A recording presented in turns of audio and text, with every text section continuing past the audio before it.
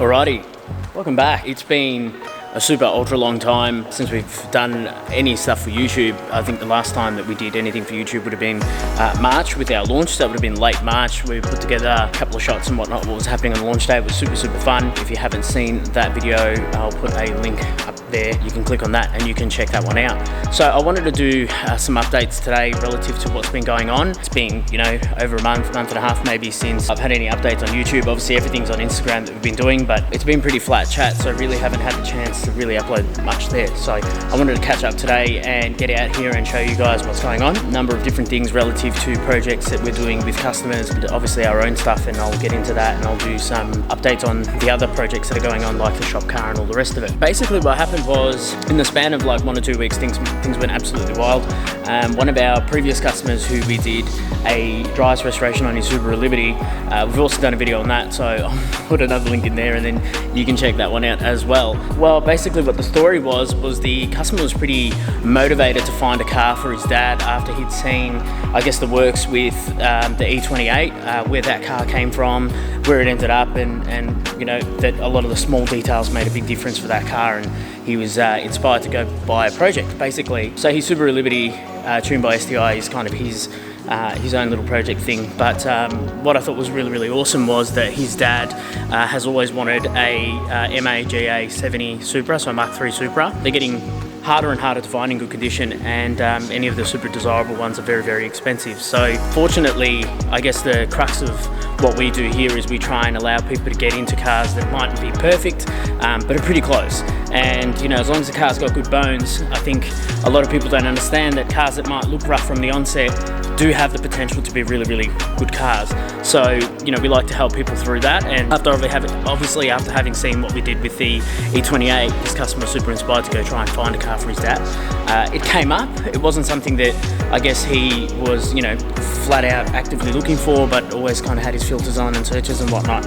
And the opportunity came up to buy a particular car. The car needed work / needs work, but he was still kind of I guess put in the position where he'd seen some of the stuff that we'd been doing, and he's like, if I can't do it, I can get RSR Works to help us out with this. So we're super honored to be helping him with the project. So I'll introduce you to the car that we're talking about today, which is a GA70 Mark III Supra. This is a very early car. I think it's an 86. Correct me if I'm wrong, I think it might be an 85. But basically it's an 86, so just another beige 80s car in the shop. But it's really awesome, it's mega. It's a nice car, it's a GT model. So this actually has the 1G GEU 2-litre inline 6. Makes an awesome noise. They're really reliable, solid engine, proven sort of throughout that 80s development through Toyota. They were making really bulletproof cars, and they always have, I guess, made really reliable cars. So we're now part of this project, and this is, like I said, a GT model, which I guess in retrospect is probably one of the entry-level base model type cars. No leather, no cruise control. It's a naturally aspirated car, so it's not a GTE. Non-turbo, automatic.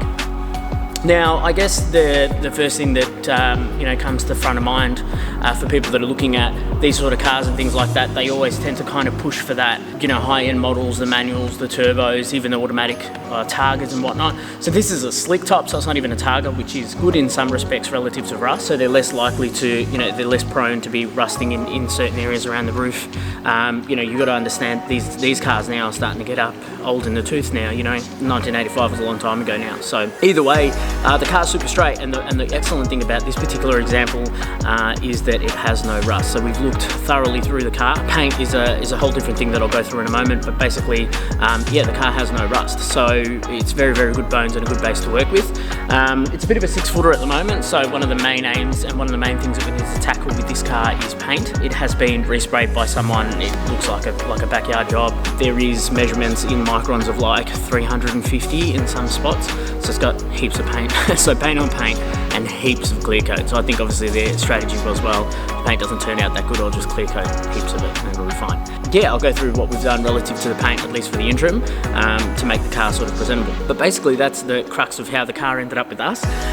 They kind of, understand that they have limitations to their abilities. They bestowed us the honour to be able to help them get this car to a respectable state. They're not looking to do, concourse stuff. They're not looking to win shows. They're looking to build a car that him and his dad can enjoy on the weekends and go for nice drives and whatnot. And given the mechanical and rust-free base of the car, it's an ultra good example to start a project on. See, you know, with the E28, for example, when we got that car, it's not a 535, it's not a manual, it's an automatic 525e. And sometimes not being the super ultra favorable models play favours in the way of the conditions of the cars, because they're generally owned by a different demographic of owner that are not really looking to kind of thrash the life out of the car. They want to enjoy the car and do the rest of it, but they're you know, not particularly interested in heavy modifications and XYZ. Basically, the GO with the car is to try and get it to a nice level. There's a number of things that need to be addressed with the car relative to mostly just OEM pieces that are missing. So, you know, we've got spoiler caps which we have located,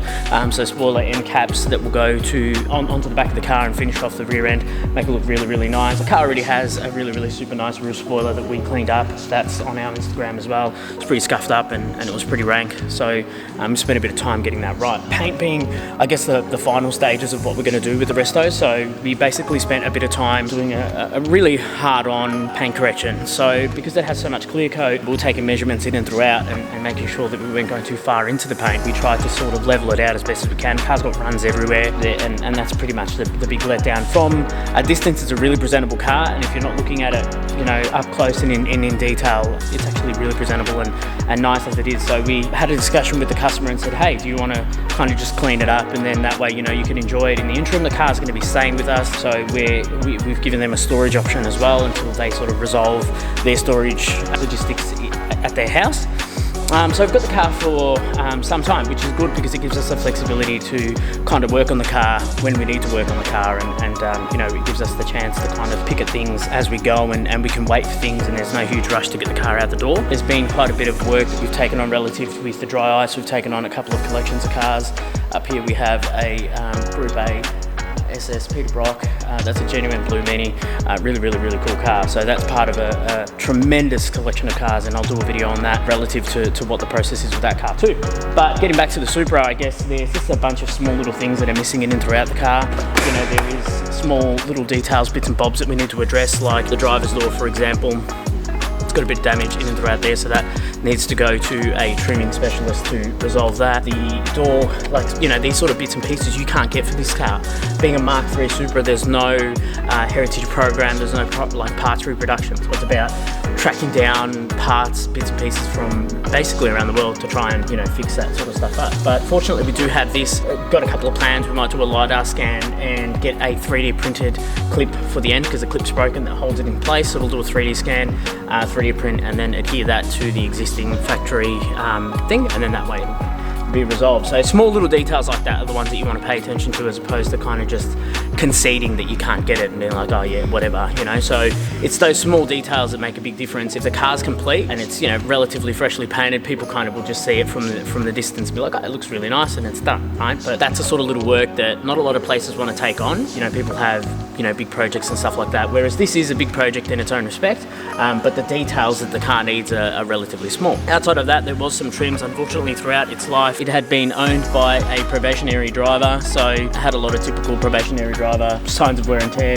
Unfortunately, at some stage, the car was broken into, and so what they basically did was pull this trim out just underneath here, which was broken. We've repaired that and replaced that as well.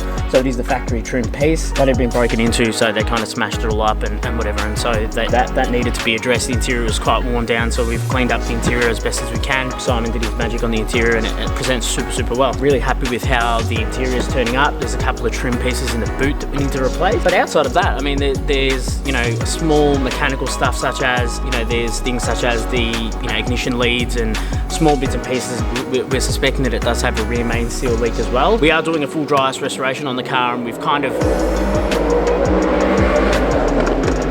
loving it. We have done a dry ice restoration underneath the car, wheel arches included. We kind of put a pause on that engine bay, that engine transmission area, because there is an active leak. We don't want to be spreading around wet waste and blowing out the customer's budget on a dry ice restoration when, you know, those funds could be used to fix that particular situation. But outside of that, it is on some really, really cool BBS LM wheels. The customer has been harking really, really hard to try and get BBS, the Toyota BBS RSs that are ours, which actually are designed to suit the Z330 Supra and the GA70s Supras. So it's actually the perfect wheel offset as an OEM plus type thing for this car, which is kind of the aim, going for like an OEM plus type thing, try and fix up what we can, and you know, if there's some aftermarket bits and bobs we're going to add, we will do that as well. So it's really nice to have the freedom from the customer to kind of work what we feel is the most suitable and whatnot. So customer super understanding, has a lot of faith in our process, which is mega. You know, the customers that we're dealing with at the moment, inclusive of, you know, the car collection that we've got going at the moment at this project as well, you know, we have the freedom to kind of do what we feel is best. So it's nice for people to have faith in our vision. That's what we're doing. So this is the car, this is introduction. You know, there's a number of little bits and bobs that we need to address collectively. Like I said, it's good that we've got the freedom to kind of do what we can with the car in terms of not being restrained to time, which is awesome. A bit of a long-winded video, I know, but there is a lot to catch up on relative to what's going around in the shop and what's going on. So thank you very much for tuning back in. Sorry I haven't been uploading so frequently. Things will change. Simon is now coming full-time to the shop, which is absolutely mega. Thank you very much for tuning in for another update. I really, really appreciate it. If you haven't, or this is the first video you've seen, you know, consider liking and subscribing, leave comments below, do the whole deal. It really helps channels like us grow. So I appreciate again for you guys tuning in.